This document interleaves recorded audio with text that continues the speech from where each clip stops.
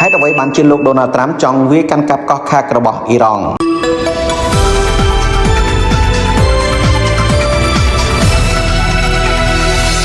យោងតាមការចេញផ្សាយរបស់ CNN នៅថ្ងៃទី 12 ខែមិថុនា ឆ្នាំ 2026 នេះ លោក Donald Trump បានគម្រាមដណ្ដើមយកកោះខាកដែលជាមជ្ឈមណ្ឌលនាំចេញប្រេងដ៏សំខាន់របស់អ៊ីរ៉ង់និងគ្រប់គ្រងទីផ្សារប្រេងរបស់ប្រទេសនេះប្រសិនបើការចរចាសន្តិភាពបរាជ័យ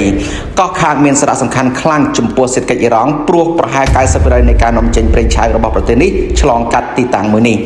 អ៊ីរ៉ង់បានពង្រឹងការការពារកោះនេះរួចហើយដោយបន្ថែមកងទ័ពប្រព័ន្ធការពារដែនអាកាសនិងមីស៊ីលដើម្បីត្រៀមទប់ទល់នឹងការវាយប្រហារណាមួយដែលអាចកើតមានឡើងសហរដ្ឋអាមេរិកធ្លាប់បានវាយប្រហារគោលដៅយោធាលើកោះនេះជាច្រើនដងប៉ុន្តែមិនទាន់បានកាន់កាប់កោះនេះនៅឡើយទេ